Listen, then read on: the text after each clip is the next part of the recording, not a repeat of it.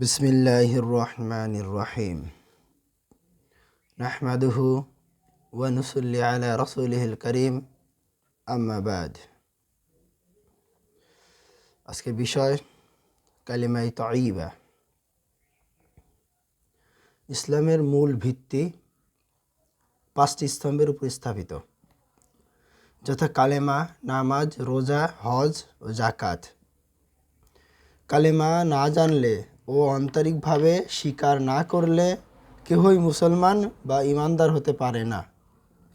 কালেমা তাইয়্যিবা ও কালেমা শাহাদাতকে মুখে উচ্চারণ করা ও অর্থ বুঝিয়া অন্তরে বিশ্বাস করিয়া মানিয়া লওয়া মুসলমানের জন্য প্রথম ফরজ। কালেমা তাইয়্যিবা, লা ইলাহা ইল্লাল্লাহু মুহাম্মাদুর রাসূলুল্লাহ। কালেমা তাইয়্যিবা অর্থ, আল্লাহ তাআলা ব্যতীত ইবাদতের উপযুক্ত আর কোনো মাবুদ নাই। হযরত মুহাম্মদ মুস্তাফা সাল্লাল্লাহু আলাইহি ওয়াসাল্লাম আল্লাহ তাআলার বান্দা ও রাসূল। কালিমা তাইয়্যিবার মূল ঘোষণা। কালিমা তাইয়্যিবা মূল ঘোষণা। এটি না পড়ে কোনো মানুষ ইসলামের সীমার মধ্যে প্রবেশ করতে পারে না। এই জন্যই কোনো কাফের বা মুশরিক ব্যক্তি যখন ইসলাম কবুল করতে চায়, তখন সর্বপ্রথমই তাকে এই কালেমা পড়াতে হয়। মুসলমানদের ঘরে কোনো সন্তানের জন্ম হলে তার কানে সর্বপ্রথম এই কালেমার আওয়াজ শোনানো হয়। মুসলমানদের মহল্লায় মহল্লায় দিন রাতের মধ্যে 5 বার মুয়াজ্জিন এই কালেমা উচ্চস্বরে ঘোষণা করে সকলকে নামাজের দিকে আহ্বান জানায়। নামাজের মধ্যে এই কালেমা বারবার পড়তে হয়। কোরআন মাজিদের পাতায় পাতায় এই কালেমার কথা নানাভাবে লেখা আছে। ইসলামে এই কালেমার গুরুত্ব যে কতখানি, এর দ্বারাই তা বুঝতে পারা যায়। অতএব প্রত্যেকটি মুসলমানের পক্ষে এই কালেমার অর্থ খুব ভালো করে জেনে নেওয়া দরকার। এই কালেমা তাওহীদি আকীদার বলিষ্ঠ ঘোষণা এবং শিরকি আকীদা সম্পূর্ণভাবে অস্বীকার ও অমান্য করার ঘোষণা। এই ঘোষণা দ্বারাই একজন মুসলমান শিরকি আকীদার জাল ও দুঃখময় পরিণাম থেকে রক্ষা পেতে পারে। এই থেকে পুরাপুরি ফায়দা পেতে হলে 7টি শর্ত পূরণ করতে হবে। প্রথম শর্ত, জ্ঞান। এই দ্বারা কি অস্বীকার করা হলো, মানে কালেমা দ্বারা কি অস্বীকার করা হলো এবং কি স্বীকার করা হলো তা জানা। দ্বিতীয়, যা জানা গেল তা মনে প্রাণে দৃঢ়ভাবে সত্য বলে বিশ্বাস করা, তাতে এক বিন্দু সন্দেহ পোষণ না করা। তৃতীয়, তার প্রতি পরম নিষ্ঠাবোধ করা। শিরকের বিরুদ্ধে কঠোর ও অনমনীয় মনোভাব রাখা। চতুর্থ, এমন সত্যতার সাথে তার ঘোষণা দেওয়া যেন তাতে মুনাফিকের লেশ মাত্র না থাকে। পঞ্চম, কালেমার প্রতি ঐকান্তিক ভালোবাসা ও মনের দরদ পোষণ করা, সেই জন্য অন্তরে আনন্দ অনুভব করা। ষষ্ঠ, এর প্রতি পূর্ণ আনুগত্য পোষণ করা, এর দাবি পূরণের প্রস্তুত হওয়া এবং যেসব কাজ দ্বারা আল্লাহর প্রতি নিষ্ঠা প্রমাণিত হয় এবং তার সন্তুষ্টি পাওয়া যায় তা করতে রাজি হওয়া। সপ্তম, এর বিপরীত সব কিছুকেই অস্বীকার ও প্রত্যাখ্যান করতে মনে প্রাণে প্রস্তুত থাকা। এখন আপনারা পরিষ্কার বুঝতে পারছেন যে কালেমা তাইয়্যিবা না পড়ে যেমন কেউ ইসলামের সীমার মধ্যে আসতে পারে না, ঠিক তেমনি এর অর্থ না জেনে তা শুধু মুখে উচ্চারণ করেই কেউ খাঁটি মুসলমান হতে এবং মুসলমানের মতো কাজ করতে পারে না। বর্তমান দুনিয়ার অধিকাংশ মুসলমান যে ইসলামের হুকুম আহকাম পালন করে না, মুসলমান হয়েও যে তারা অমুসলিমের মতো কাজকর্ম ও আচরণ করে, এর একমাত্র কারণ এই যে তারা কালেমা পড়ে এবং বিশ্বাসও করে বটে, কিন্তু জানে না যে তারা কি পড়ে আর কি বিশ্বাস করে। এর ফলে দেখছি কোটি কোটি মুসলমান দুনিয়ায় বাস করে, অথচ ইসলাম পালন করে প্রকৃত মুসলমানের মতো অধিকাংশই জীবনযাপন করে না। বরং দেখা যাচ্ছে যে তারা প্রত্যেকে পদে পদে ইসলামের বিপরীত কাজ করে। এর চাইতে দুঃখের বিষয় আর কি হতে পারে। কালেমা তাইয়্যিবা অর্থ কোনো লম্বা চওড়া অর্থ নয়। এ সম্পর্কে আপনারা সকলেই কম বেশি জানেন। কালেমা তাইয়্যিবার প্রথম অংশের ব্যাখ্যা, লা ইলাহা ইল্লাল্লাহ। এর অর্থ কি? নাই কোনো মাবুদ আল্লাহ ছাড়া, অর্থাৎ আল্লাহ তাআলা ছাড়া কোনো মাবুদ বা নাই, কোনো প্রভু নাই, কোনো যার গোলামি বা দাসত্ব করা যেতে পারে। আল্লাহ তাআলাই একমাত্র মাবুদ, প্রভু ও মালিক এবং ভয় করা ও মেনে চলার যোগ্য। তিনি সারে জাহানের সৃষ্টিকর্তা, আমরা তার সৃষ্টি। তিনি সকলের প্রভু, আমরা তার অধীন দাস। তিনি সারে জাহানের মনিব এবং আমাদেরও মালিক। ভয় একমাত্র তাকেই করতে হবে, তিনি একমাত্র উপাস্য। আমরা কেবল তারই দাসত্ব স্বীকার করি, কেবল তারই আনুগত্য করি এবং কেবল তারই আইন মেনে চলি।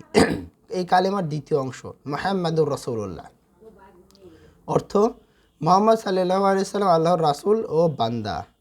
আল্লাহ তাআলা হযরত মুহাম্মদ সাল্লাল্লাহু আলাইহি ওয়াসাল্লামকে তার আদর্শের প্রচারক ও প্রতিষ্ঠাতা হিসেবে, মানব জাতির নেতা ও পথ প্রদর্শক হিসেবে পাঠিয়েছেন।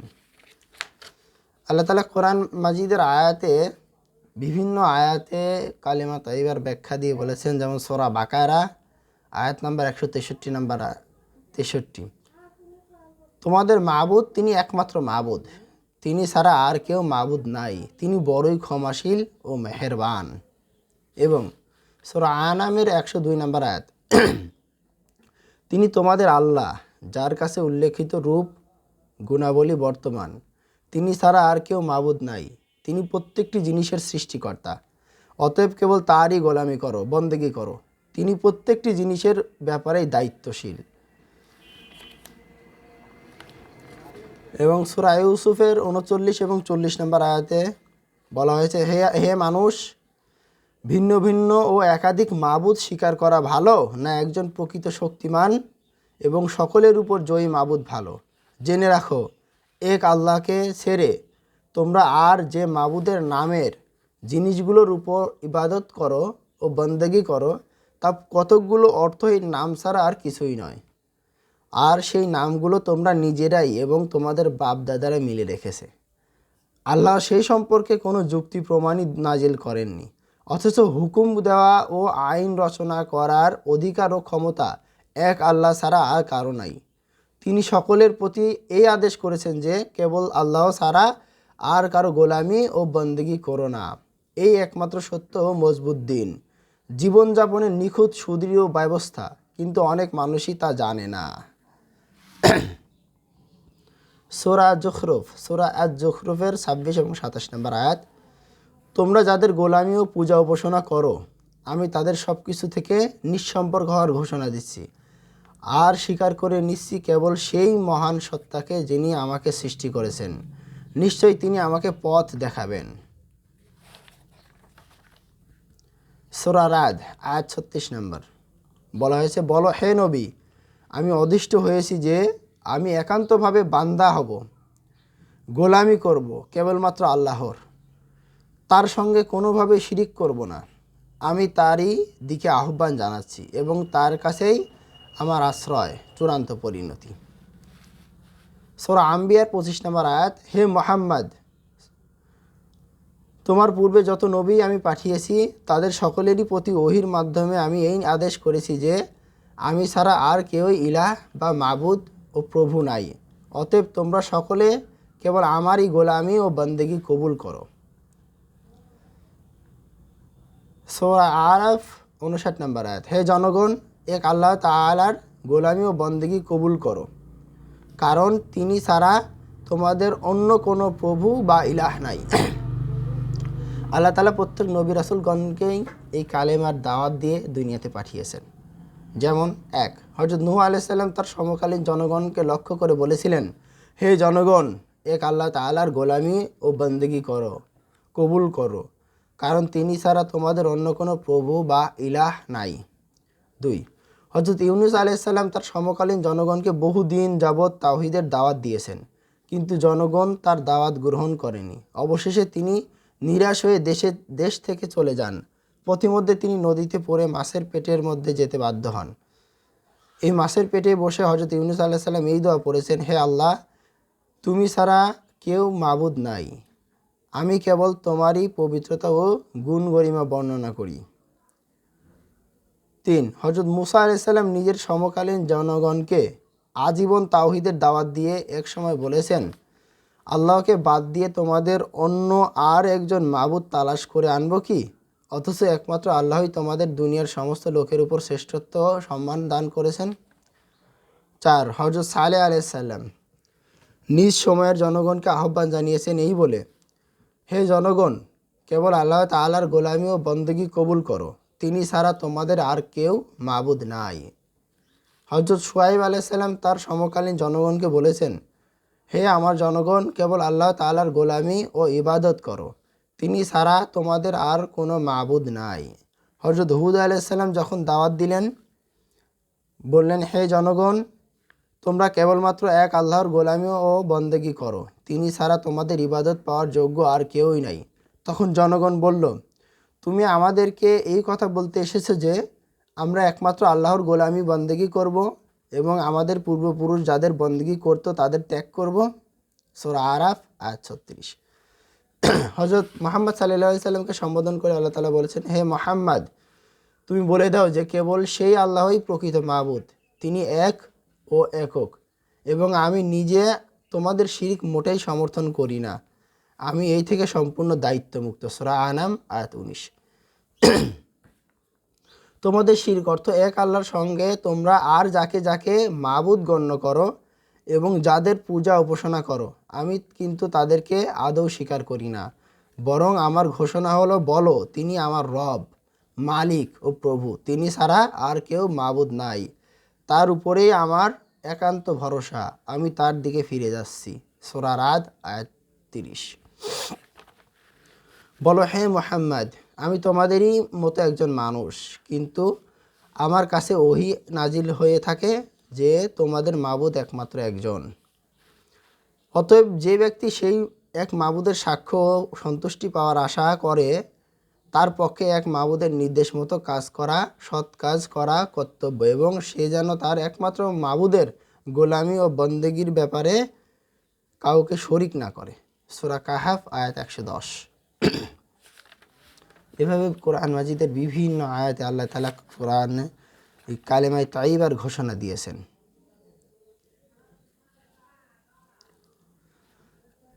সূরা ইয়াসিনের 74 নম্বর আয়াত, আল্লাহকে ছেড়ে তারা অন্য শক্তিকে ইলাহ বানিয়ে নিয়েছে, এই আশায় যে সম্ভবত তার কাছ থেকে সাহায্য পাওয়া যাবে। আল্লাহ ছাড়া তারা যাদের প্রভু মনে করে ইবাদত করে, তারা একটি জিনিসও সৃষ্টি করতে পারে না, বরং তাদেরকেই আর একজন সৃষ্টিকর্তা সৃষ্টি করেছেন।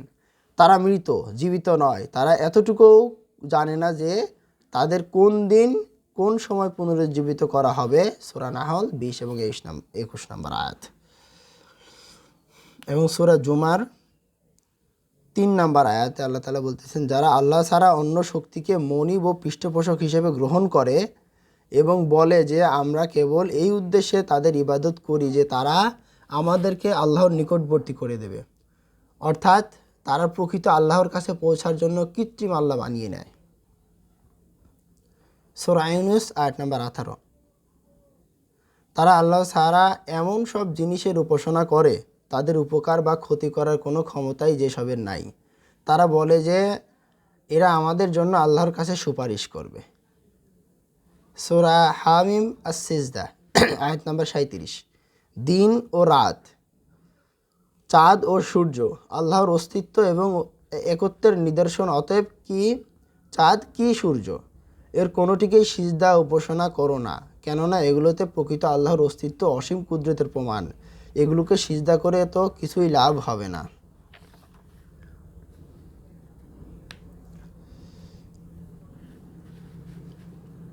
সূরা আল ফুরকান আয়াত 43। যে ব্যক্তি নিজের প্রবৃত্তির কামনাকে প্রভু বানিয়ে নেয়, কেবল প্রবৃত্তির ইচ্ছামতো কাজ করে, তার অবস্থা কি তুমি দেখো না? তথাপি কি তার দায়িত্ব তুমি গ্রহণ করবে? নিজের ইচ্ছা মতো সব কাজ করা যাবে না, নিজের প্রবৃত্তির চাহিদা মতো সব কাজ করা যাবে না। যে নিজের প্রবৃত্তির চাহিদার মতো সব কাজ করে এবং আল্লাহর বিধান অনুযায়ী কাজ করে না, সে নিজের প্রবৃত্তিকেই তার প্রভু বানিয়ে নেয়। অতএব এই কালেমা তাইয়্যিবার পরিপূর্ণ অর্থ আমাদের জানতে হবে এবং তদনুযায়ী আমল করতে হবে। কালেমা তাইয়্যিবার প্রথম অংশ এবং দ্বিতীয় অংশের সম্পূর্ণ ব্যাখ্যা আমাদের জানতে হবে। কালেমা তাইয়্যিবা শুধু পড়লে হবে না, তদনুযায়ী আমল করতে হবে এবং সেই অনুযায়ী দুনিয়াতে থাকতে হবে এবং দুনিয়ার উপর সেই অনুযায়ী পথ চলতে হবে। আল্লাহ তাআলা সূরা মুমতাহিনার 4 নম্বর আয়াতে বলতেছেন, আমরা তোমাদের ও তোমাদের সেই মাবুদদের আল্লাহকে বাদ দিয়ে তোমরা যাদের ইবাদত করো তাদের সঙ্গে সকল সম্পর্ক ছিন্ন করলাম, সব দায়িত্ব থেকে সম্পূর্ণ মুক্ত হলাম। আমরা তোমাদের সব কর্তৃত্ব অস্বীকার ও অমান্য করলাম এবং এই মুহূর্ত থেকে আমাদের এই ও তোমাদের মাঝে শত্রুতা ও ঘৃণা স্পষ্ট রূপে শুরু হয়ে গেল চিরদিনের জন্য। যতদিন তোমরা এক আল্লাহর প্রতি ঈমানদার ও অনুসারী তারই অনুগত না হবে ততদিন পর্যন্ত এই অবস্থা থাকবে। যারা কালেমা তাইয়্যিবা পরিপূর্ণ না পারেন তাদেরকে বলবো তারা যেন কালেমা তাইয়্যিবা, কালেমা শাহাদত এগুলো পড়েন এবং মুখস্থ করেন এবং তদনুযায়ী আমল করেন এবং এখানে কি বলা হয়েছে, কি মানতে বলেছে, কি না মানতে বলা হয়েছে এগুলো জানতে হবে। এই কালেমা তাইয়্যিবার সারাংশ: 1. আল্লাহ ছাড়া আর কাউকে সাহায্যকারী, বিপদ থেকে উদ্ধারকারী ও মুক্তিদাতা বলে স্বীকার ও বিশ্বাস করব না। এই কালেমা থেকে আমরা যা জানলাম, যা বুঝলাম এবং ভবিষ্যতে যা জানবো বা বুঝবো তার অনুযায়ী আমরা কি করব দেখেন। 1. আল্লাহ ছাড়া আর কাউকে সাহায্যকারী, বিপদ থেকে উদ্ধারকারী ও মুক্তিদাতা বলে স্বীকার ও বিশ্বাস করা যাবে না। 2. আল্লাহ ছাড়া কেউ ক্ষতি বা উপকার করতে পারে বলে মনে করতে পারবো না। সকল ব্যাপারে একমাত্র আল্লাহর উপর ভরসা করব। 3. আল্লাহ ছাড়া অন্য কারো কাছে দোয়া করতে এবং সাহায্য প্রার্থনা করতে পারবো না যদি এই কালেমা আমরা পড়ে থাকি। 4. আল্লাহ ছাড়া অন্য কারো ইবাদত বা বন্দেগী করব না। 5. আল্লাহ ছাড়া অন্য কাউকে প্রভু, আইনদাতা, বিধানদাতা এবং বাদশা বা সার্বভৌম বলে স্বীকার করব না। 6. আল্লাহ ছাড়া অন্য কারো বান্দা হব না। 7. জীবনের প্রত্যেক ব্যাপারে আল্লাহর বিধানকে একমাত্র ভিত্তি বলে মানব ও সে অনুযায়ী প্রত্যেকটি কাজ আঞ্জাম দেব। 8. জীবনের প্রত্যেক কাজের জবাবদিহি কেবল আল্লাহর কাছে করতে হবে, এই বিশ্বাস হৃদয়ে মনে সদা জাগ্রত রাখব এবং যে কাজে আল্লাহ সন্তুষ্ট হন সে কাজ করতে ও যে কাজে তিনি অসন্তুষ্ট হন তা থেকে বিরত থাকতে সর্বদা চেষ্টা করব। আমরা এই কালেমা থেকে যা জানলাম ইনশাআল্লাহ তা মেনে চলব এবং আমরা পড়াশোনা করব। যারা জানে তাদের কাছে জানব, নিজে জানি না বলে চুপ থাকবো না, নিজে যতটুকু জানি ততটুকু অনুযায়ী জানার চেষ্টা করব। যদি নিজে না জানি, যারা জানে তাদের কাছ থেকে জানার চেষ্টা করব। বসে থাকা যাবে না, সময়ের মূল্য দিতে হবে। সময়কে অপচয় করছেন বুঝবেন এক সময়, কিন্তু সেই সময় কিছু করার থাকবে না। এখন সময় পায়েও সুবহানাল্লাহ পড়তেছেন না, আলহামদুলিল্লাহ পড়তেছেন না, লা ইলাহা ইল্লাল্লাহ পড়তেছেন না, আল্লাহু আকবার বলতেছেন না।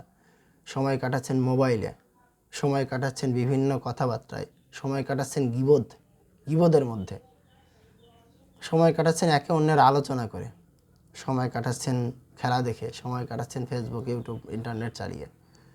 এই সময়ের মূল্য একদিন আপনাকে দিতে হবে। তখন আপনি কপাল থাবড়াবেন এবং মাথায় আঘাত করবেন, বলবেন হে আল্লাহ আমাকে কিছু সময় দেন, আমি দুনিয়াতে যাই এবং ভালো কাজ করে আসি। তখন আল্লাহ তাআলা এই সুযোগ আপনাদের দিবেন না। এই জন্য যতদিন আয়ু আছে চেষ্টা করুন প্রত্যেকটা মুহূর্ত, প্রত্যেকটা মিনিট, প্রত্যেকটা সেকেন্ডের ব্যবহার করুন এবং তদ অনুযায়ী আমল করুন। এই সময় আপনার জন্য একটা নেয়ামত, সময় আপনার জন্য একটা নেয়ামত, এই সময় আপনার জন্য একটা নেয়ামত। যতদিন আয়ু আছে, আয়ু থাকতে থাকতে সৎ কর্ম করে যান, সৎ কর্ম করে যান, সৎ কর্ম করে যান। সূরা আসরের 3 নম্বর আয়াত, ইল্লাল্লাযীনা আমানু ওয়া আমিলুস সালিহাতি ওয়া তাওয়াসাউ বিল হক ওয়া তাওয়াসাউ বিস সবর। আয়াতের অর্থ, যারা ঈমান আনে, সৎ কর্ম করে এবং সৎ কাজের আদেশ দেয় এবং অসৎ কাজ থেকে নিষেধ করে তারা ক্ষতিগ্রস্ত নয়। এই জন্য আমাদের সর্বপ্রথম ঈমান আনতে হলে কালেমা পড়া লাগবে। এই কালেমা পরিপূর্ণ জানতে হবে এবং এর ব্যাখ্যা জানতে হবে। ঈমান আনার পরেই আমাদের দায়িত্ব হলো সৎ কর্ম করা, নিজে আগে সৎকর্ম করা এবং অপরকে সৎকর্মের আদেশ করা এবং অসৎ কাজ থেকে মানুষকে নিষেধ করা। আজকের মতো এখানেই শেষ করছি। সুবহানাকা আল্লাহুম্মা ওয়া বিহামদিকা আশহাদু আল্লা ইলাহা ইল্লা আনতা আস্তাগফিরুকা ওয়া আতুবু ইলাইক। আসসালামু আলাইকুম ওয়া রাহমাতুল্লাহি ওয়া বারাকাতুহু।